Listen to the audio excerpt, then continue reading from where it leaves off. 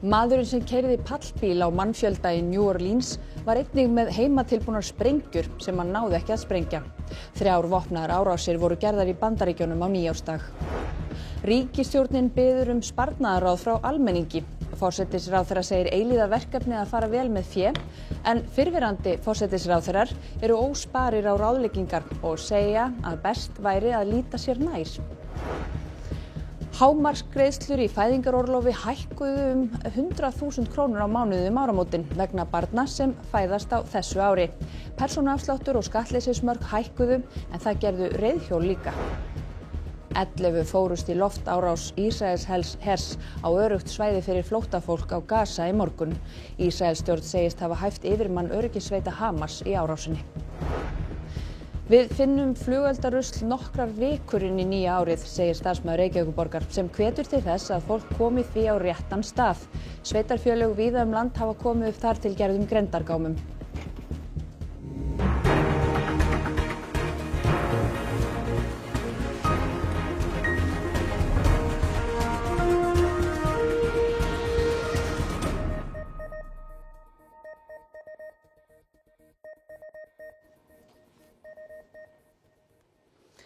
Gott kvöld. Minnst 3 vopnaðar árásir voru gerðar í Bandaríkjunum í gær. 14 manns voru drepnir í árásinni New Orleans á nýársnótt, auk árásarmannsins. Talið er að hann hafi verið einn að verki. Sífellt fleira að koma í ljós árásina í New Orleans þar sem 15 voru drepnir. Meðal annars fundust 2 rörasprengjur skammt frá árásarstaðnum sem hægt var að sprengja með fjarstýringu. Slík fjarstýring fannst í bíl árásarmannsins. Að auki fannst sprengiefni á dvalarstaðans í New Orleans. Búið að gefa upp nafn hans, Shamsuddin Jabbar. Hann var bandarískur ríkisborgari og fyrrverandi hermaður. He posted videos on social media indicating that he was inspired by ISIS, expressing a desire to kill. The ISIS flag was found in his vehicle. Myndskeiðin birtust aðeins nokkrum klukkustundum fyrir árásina. CNN greinir frá því að þar hafi hann sagst ætlað að drepa fjölskyldu sína. We do not assess at this point that anyone else involved in this attack except for Shamsuddin Jabbar. Lögreglan gerði húsleit í eign í Houston sem talin tengjast málinu. Jabbar bjó í borginni. En það voru fleiri árásir í Bandaríkjunum í gær, þó ekki jafn alvarlegar. Snemma í gærmorgun sprakk bíll af Teslugerð fyrir utan Trump-hótelið í Las Vegas, sem í eigu verðandi Bandaríkjaforseta. 1 lést og 7 særðust. Í bílnum voru bæði flugeldar og gaskútar. Hryðjuverk hefur ekki verið útilokað. We're absolutely investigating any connectivity to what happened in New Orleans, as well as other attacks that have been occurring around the world. We're not ruling anything out yet. Og vopnum var víðar beitt. 10 særðust þegar kom til skotbardaga fyrir utan næturklúbb í Queens-hverfinu í New York. 3 til 4 menn hleyptu þó af skotum í 8 fólki sem var að bíða eftir að komast inn í einkasamkvæmi í klúbbnum. Enginn særðist alvarlega. Þetta þýðir að minnst 3 vopnaðar árásir voru gerðar í Bandaríkjunum eingöngu á nýársdag. Hallgrímur, það hefur ýmislegt breyst í skilaboðum lögreglunar frá því þarna skömmu eftir árásina í New Orleans. Lögreglan bæði í New Orleans og svo alríkislögreglan gáfu fyrst út skömmu eftir árásina að það hefði verið fleiri að verki heldur en árásarmaðurinn. Núna, eins og kom fram hérna áðan, þá telur lögreglan að hann hafi verið einn að verki. Það kom líka fram hérna áðan í fréttinni að það væri verið að skoða tengsl árásarinnar við sprenginguna í Las Vegas, en núna í dag tilkynnti sem sagt lögreglan að það benti ekkert til þess að það væri nein tengsl þarna á milli. En hafa hryðjuverkasamtökin sem kenna sig við Íslands ríki lýst ábyrgð? Ekki ennþá og sérfræðingar segja að samtökin almennt geri það ekki fyrr en árásarmaðurinn hefur annarkvort verið handtekinn eða drepinn, og þau hafa ekki viljað lýsa sem sagt ábyrgð á meðan það var talið að einhverjir vitorðsmenn gengju lausir. Nú náttúrulega er ljóst að það var ekki, eða í það minnsta að mati lögreglunar. Og svo liggur heldur ekki endanlega fyrir hvort að árásarmaðurinn hafi beinlínis verið gerður út af hálfu Íslamska ríkisins eða bara tekið ákvörðun sjálfur út frá stefnu samtakana. Já, en svo var líka gerð árás í Svartfjallalandi í gær. Jú, það hóf maður skotríð í veitingastaði í bænum Cetinje sem í suðurhluta landsins, fór á 5 aðra staði til viðbótar og skaut þar enn fleiri. Eftir þetta þá lágu 12 í valnum. þar af 2 börn, 10 og 13 ára. Árásarmaðurinn lést síðan af sárum sem hann veitti sjálfum sér. Forsætisráðherra landsins hefur boðað herta vopnalöggjöf út af þessari árás en það eru bara 2 ár síðan að 10 voru myrtir í árás í þessum sama bæ og það búa ekki nema 13.000 manns þarna og skiljanlega íbúum mjög brugðið vegna þessa. Svi smo katastrofa, opet nas se to dešava, evo poslije 2 godine tragedije tu što je bilo, opet sad više ne znamo, izgubljeni smo svi. Moj brat od tetke je jedan od stradalih i djeca koja su stradala su sinovi drugog mi brata od tetke. Što se tiče ovog čovjeka, ja ne znam koji je to porodični prijatelj, neko staro, ne znam, pod šokom smo svi. Poznavao sam sve njih sam poznavao. I ovoga što je napravio. I ovoga što je. Ali kad je to napravio, znači nije bio uračunljiv ili što znam ja. Forsætisráðherra segist ætla að leita nýrra leiða til að gera breytingar. Ein þessara leiða að óska eftir liðsinni landsmanna við að hagræða í útgjöldum ríkisins. Og Anna Lilja Þórusdóttir fréttamaður okkar á Alþingi. Anna Lilja, í hverju felst þetta? Já, þetta felst í því að þú og ég, María, og við öll getum núna komið tillögur að sparnaði fyrir ríkisstjórnina sem á svo að nota til þess að útbúa einhvers konar umbóta áætlun. Nú, halli á ríkissjóði í ár áætlaður 75 milljarðar króna og heildar útgjöld ríkissjóðs 1600 milljarðar en það nemur 16 milljónum á hverja 4 manna fjölskyldu. Nú þegar hafa borist fjölmargar umsagnir á samráðsgátt stjórnvalda. Nú og í einni þeirra spurt, akkur það spyrja okkur þið ekki með plan? En það verið að vísa til þess hversu tíðrætt Samfylkingunni var plön í kosningabaráttunni. En við skulum heyra hvernig Kristrún Frostadóttir forsætisráðherra svaraði þessu.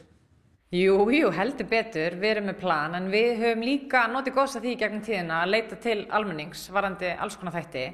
Við erum auðvitað með hugmyndir sjálf sem nú þegar komna til útfærslu inn í fjármálaráðuneytinu. Við ætlum ekki að labba bara beint inn í ráðuneytin og spyrja, hvernig hafið þið alltaf gert þetta? Heldur leita leið til að finna breytingar. Hversu mikill hagræðingu stefnt að? Við ætlum bara að tryggja það að við munum sjá batnandi afkomu. Það hlýtur að vera lykilatriði. Við erum ekki tilbúin að fara í hagræðingu bara hagræðingarna vegna. Það skiptir auðvitað máli að þetta sé, ef þetta er sameining stofnana eða þetta er niðurfelling verkefna, að það sé þá eitthvað sem að bitni ekki á grundvallarþjónustu í landinu. Hvernig á að gera þetta? Uppsagnir, niðurlagning stofnana eða niðurlagning verkefna?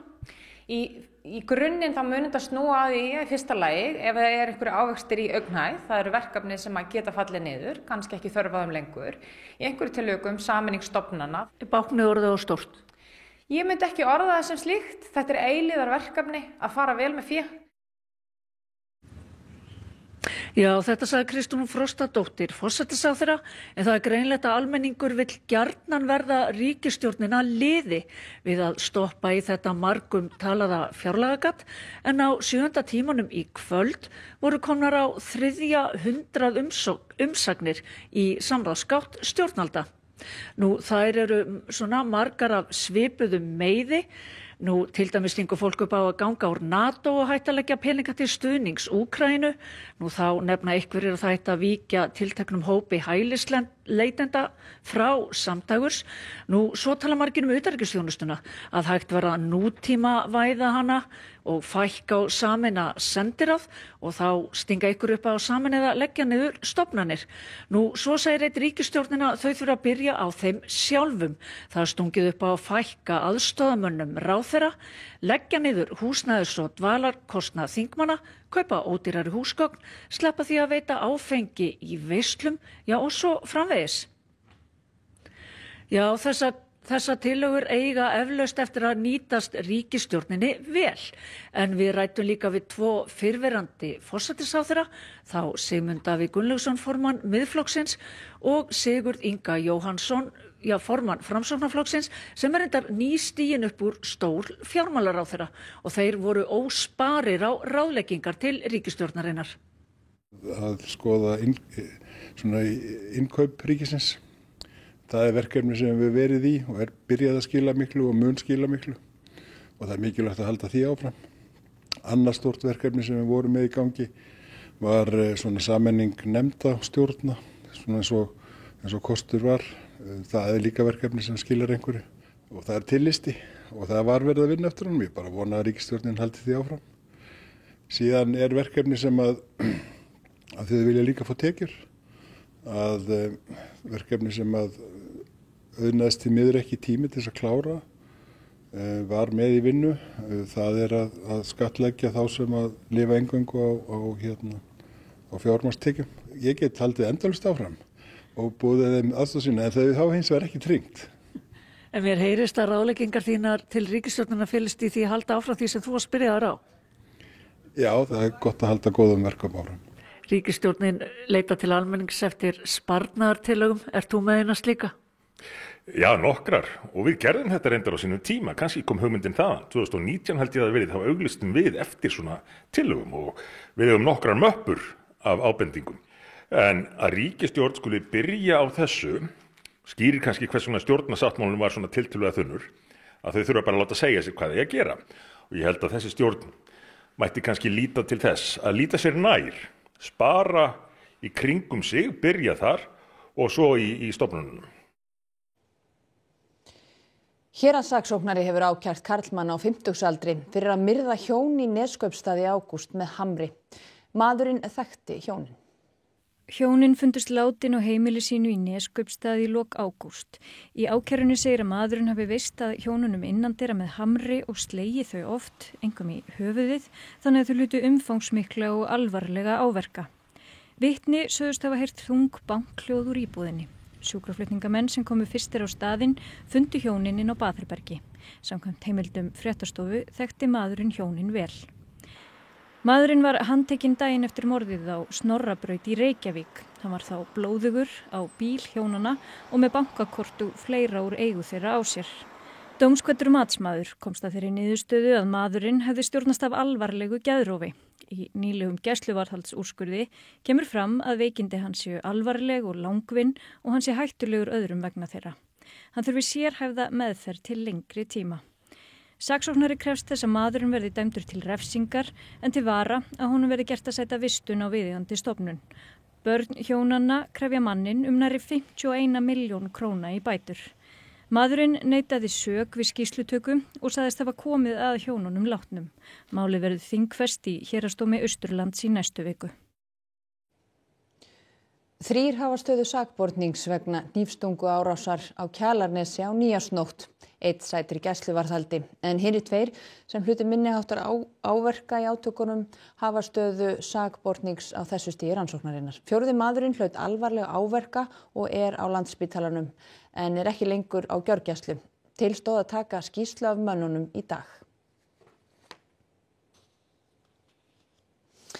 Ranglega kom fram í fréttum RÚV í gær að árásin hefði verið gerð á gistiheimilinu Tindum á Kjalarnesi en þetta voru fyrst upplýsingar sem lögregla hafði á þeim tíma, beðist velvirðingar á þessu.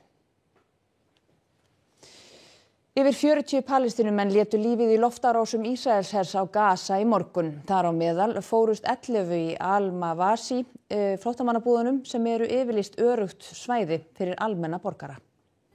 Meðal þeirra sem létust í flóttamannabúðunum voru lögreglustjóri og aðstoðarlögreglustjóri lögreglunar á Gaza. Ísraels stjórn staðfesti það og sagði árásina hafa beinst að aðstoðarlögreglustjórunum. Þau segja hann hafa verið yfirmann öryggissveita Hamas á sunnanverðu Gaza. Hann hafi verið í felum á mannúðarsvæðinu í Khan Yunis innan flóttafólk.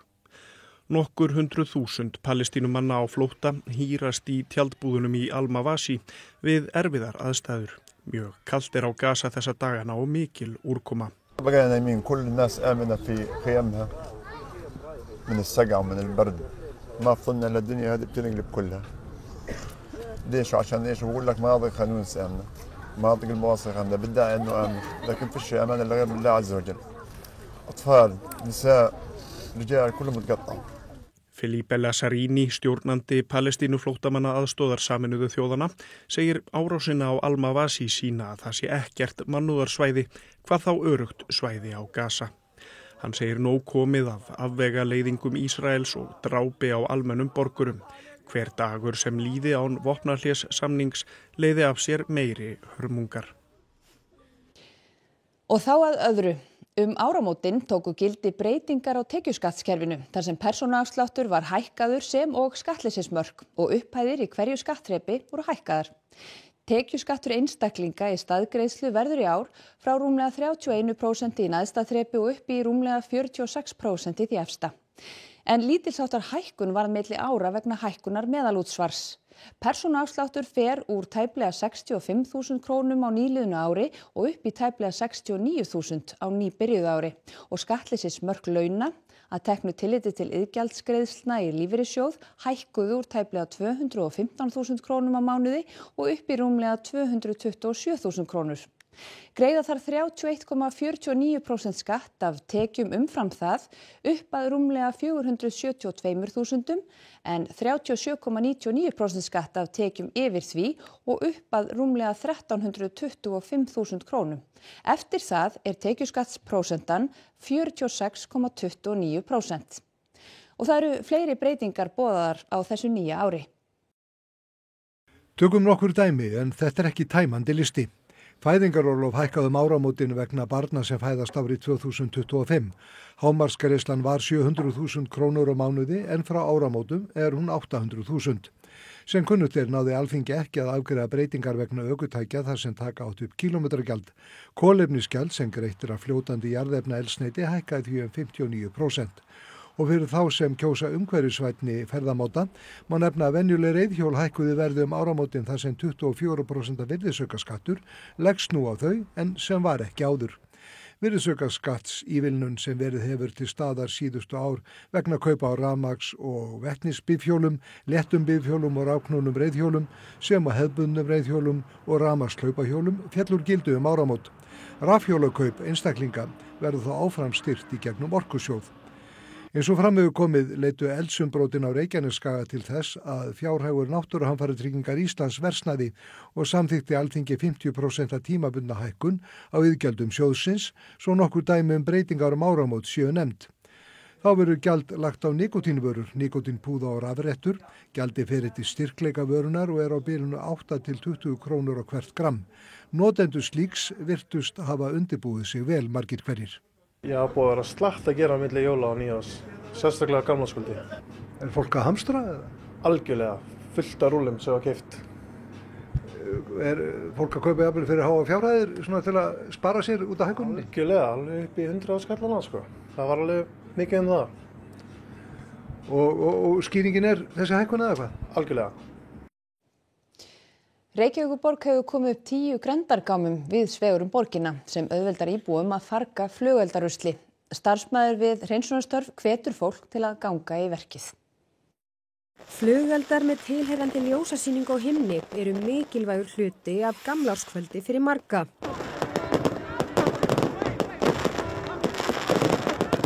En oft vill það gerast að fólk gengur ekki frá flugeldaruslinu eftir sig eða hreinlega gleymir því sem verður þess valdandi að bæði götur og gangstéttir í borginni líta svona út. Hreinsunarstarf hjá starfsmönnum Reykjavíkurborgar hófst strax á nýjársdag en þeir hafa þegar fyllt heilu bílfarmana flugeldarusli sem skilið var eftir á Víðavangi. Þetta hefur gengið bara rosalega vel og þetta mun taka meir en bara daginn í dag og svo náttúrulega í kjölfarið 13. með meira flugeldarusli sem fylgir og við erum lengi alveg upp í einhverjar vikur að finna í einhverjum hlíðargötum hjá fólki sem skilur það eftir. Íbúar eru hvattir til þess að setja flugeldarusl á réttan stað en ekki í pappírstunnuna. Reykjavíkurborg hefur komið fyrir 10 grenndargámum viðsvegur borgina þar sem fólk getur fargað flugeldarusli en síðustu ár hafa gámarnir verið 2 til 3. Náttúrulega setja á réttan stað, það er 1, 2 og 3 og þessi gámar eru hugsaðir fyrir allt sem þið hafið sprengt upp. Síðan eins og þessi sem við fundum áðan er eitthvað ósprengt. Þetta þarf sérstaklega að fara hjá Sorpu í flokkunargáma hjá þeim. Benedikt fagnar því hversu duglegt fólk að nýta gámana. Þegar sé búið að tæma 6 af 10. Þó megi alltaf gera betur. Já, það er alltaf nóg af kökum og dóti sem við erum að taka upp á hornum eða inn í opnum svæðum, leiksvæðum og svoleiðis þar sem að fólk bara kannski gleymdi kökunum sínum og vill ég nota tækifærið að minna fólk á taktu það sem þú skildir eftir. Að hreinsa upp flugeldaruslið virðist ganga betur sumstaðar í minni sveitarfélögum og á Akureyri segja bæjarstarfsmenn minna hafa verið á götunum nú en oft áður. Akureyrarbær hefur komið upp 2 svona gámum víða bæinn, einum fyrir flugeldarusl og öðrum fyrir jólatré. Þetta virðast Akureyringar búnir að vera tiltölulega duglegir að nýta því þeir eru almennt dálítið sprengjuglaðir á gamlárskvöld.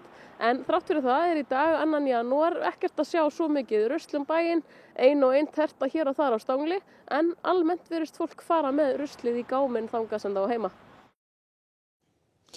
Og í Kastljósi kvöldsins verður fjallað manneskju ársins að mati hlustendar Rásar 2 sem var Bryndís Klara Birgisdóttir. Hún lést á menningarnótt eftir hnífstungu sem hún hlaut þegar hún togaði árásarmann af vinkonu sinni og bjargaði þannig lífi hennar. Rætt verður við æsku vinkonu hennar, skólastjóra Verslunarskóla Íslands og sóknarprest í Lindarkirkju sem jafnframt gamall fjölskylduvinur. Og það var veðri, vestlæg eða breytileg átt 3–10 metrar á sekúndu. Það verða dálítil él og frost 0–10 stig en frostlaust við suðvesturströndina. Það verður áfram hægur vindur á morgun og snjókoma eða slitta með köflum en lengst af úrkomi lítið austan til. Svo snýst í norðaustanátt undir kvöld og úrkomi minna verður og í kjölfarið kólnar smám saman.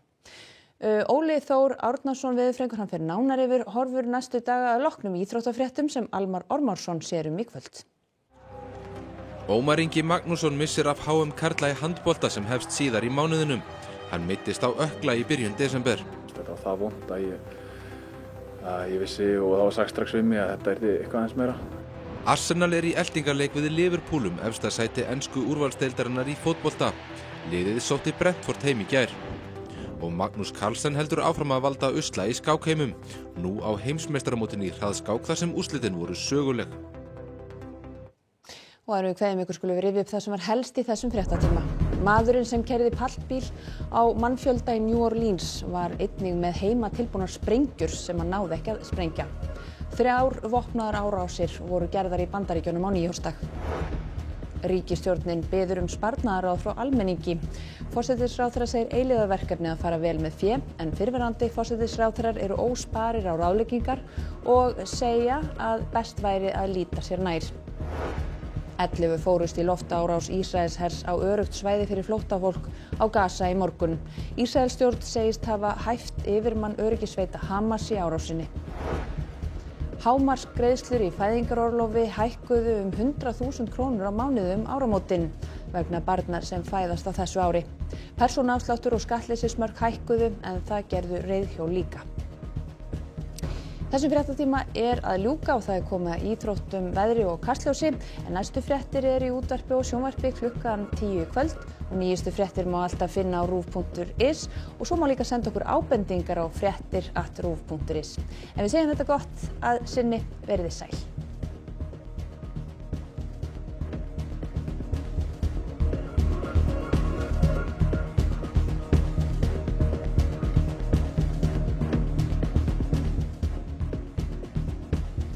Á RÚV í kvöld. Hljómskálinn snýr aftur fullur langt út úr dyrum af nýjum viðtölum, nýjum andlitum og nýrri íslenskri tónlist.